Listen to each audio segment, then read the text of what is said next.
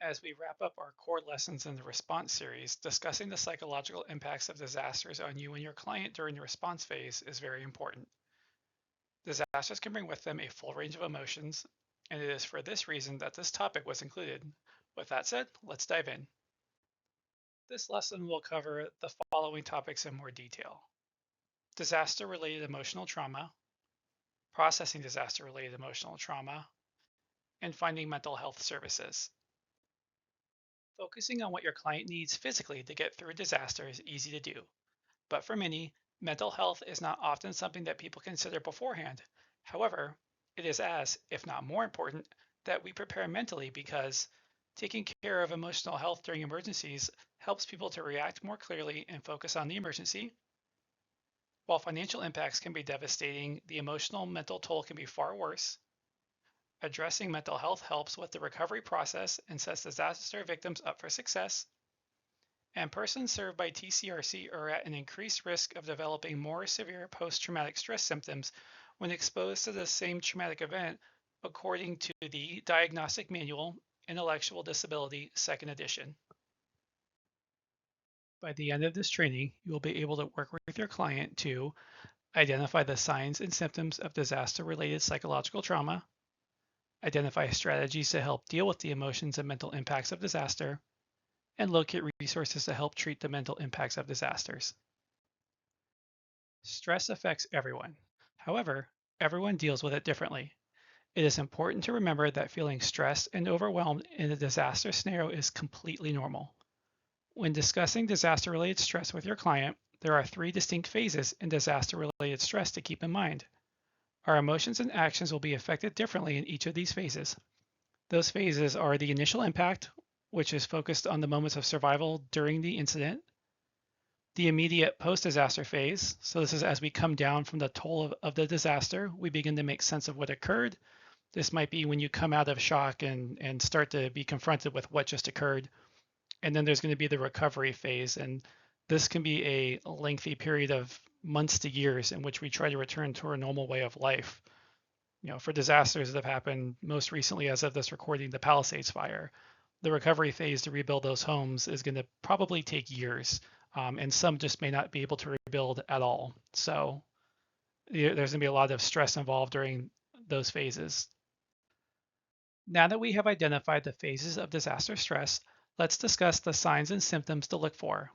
That way, your client and you are able to recognize them if you or your client starts to display any of these signs. Recognizing these signs is key to success in the recovery phase. Those are difficulty communicating thoughts, difficulty sleeping, difficulty maintaining balance in their lives, a low threshold of frustration, increased use of drugs or alcohol, limited attention span, poor work performance, headaches or stomach problems, tunnel vision or muffled hearing, cold or flu-like symptoms, disorientation or confusion, difficulty concentrating, reluctance to leave home, depression and sadness, feelings of hopelessness, mood swings and easy bouts of crying, overwhelming guilt and self-doubt, and fear of crowds, strangers, or being alone. So now that we know some of the things to look for, what can we do to help with or navigate those feelings and emotions? Well, there are a few things that can be done during and shortly after disaster. Even though it may be difficult, encourage your client to talk to someone about their feelings, whether that's feelings of anger, sorrow, or any other emotion. Seek help from professional counselors who deal with post-disaster stress. Let your client know that they should not hold themselves responsible for the disastrous event or be frustrated because they cannot help directly in the rescue work. Encourage your client to take steps to promote their own physical and emotional healing through healthy eating, rest, exercise, relaxation, and meditation. Maintain a normal family and daily routine. Limit demanding responsibilities on themselves and their family or roommate. Spend time with family and friends. Participate in any memorials that may be held. Use your existing support group of family, friends, and religious institutions. and avoid watching excessive coverage on the event. It's typically not going to help. This also includes time spent on social media. While disasters and stress affect everyone differently, there are some differences in how children or individuals with intellectual and developmental disabilities may experience them. However, this slide will focus on children and the specific age groups listed. If you do not work with clients who are children, this is still good information to know and can be used outside of work. In addition to the standard signs and symptoms we discussed earlier, here are some additional ones that children may experience. Infants to age 2 may become more cranky. From ages 3 to 6, they may revert to outgrown behaviors such as bathroom accidents or tantrums. Ages 7 to 10, anger, sadness, and fear of more events. Peers may provide false information. They may want to talk about the event repeatedly or not at all, or have trouble concentrating. In preteens and teenagers, we can see acting out, reckless driving, drug or alcohol use, fear of leaving home or isolating themselves, feeling overwhelmed by strong emotions and unable to talk about them, an increase in arguing and fighting with family members and others. And then children with disabilities are likely to have more intense distress, worry, anger, or fear as a result of a feeling of loss of control. Like adults, we need to take action in the critical early moments of a disaster to help children process their feelings. For those of you with clients that are children, this will be more applicable. Children are mimetic. That is, children learn and develop by mimicking the behaviors of their parents and adults around them. Many of these coping strategies rely on the parents and those regularly around the child being able to regulate their emotions so they can provide the example and confidence children need in these moments. Some of those strategies are staying calm and reassuring children, using language that kids understand when explaining what has happened, keep it simple, keep routines in a similar environment if that's possible, lean on family, friends, and religious institutions, encourage them to talk about their thoughts and feelings, let them know that it's important and it's okay to do that, correct any misunderstandings of risk and danger.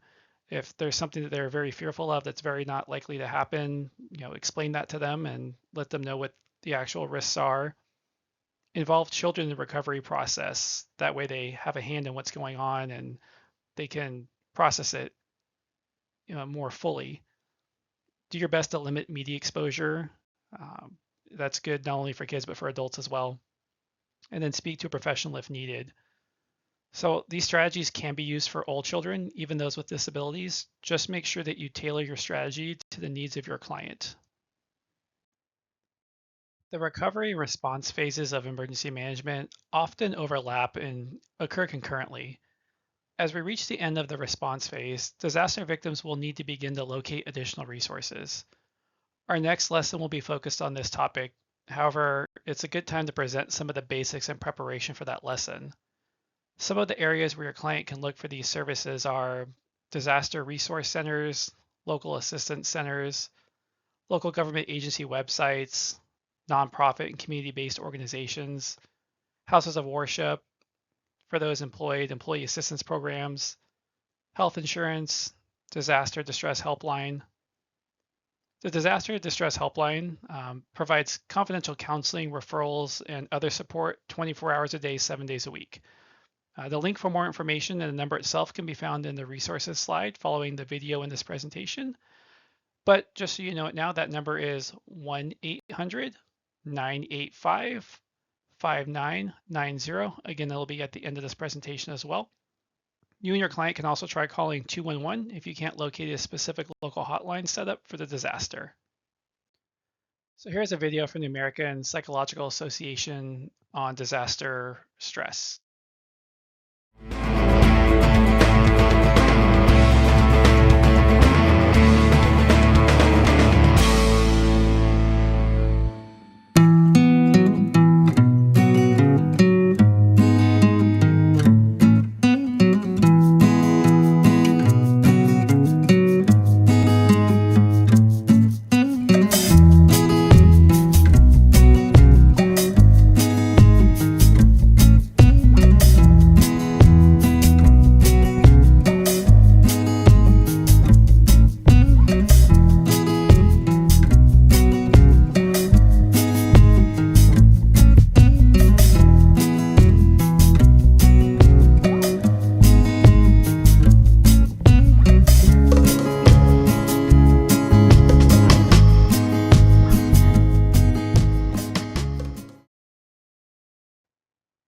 These resource links are on the TCRC website in the Rescue Tri-County section and in the video description below. The first resource is a disaster emotional prep kit. So this is just a link to some different graphics and posters and tips on disaster preparedness as far as it's related to emotional preparation. The second resource is about psychological first aid. It just talks about this resource, and it's something that can be done by anybody. That doesn't even need to be a medical professional. And then there you'll find tips on how to utilize psychological first aid. The third resource is the Disaster Distress Helpline. So this is through the Substance Abuse and Mental Health Services Administration. The phone number can be found in there as well as a list of what they provide.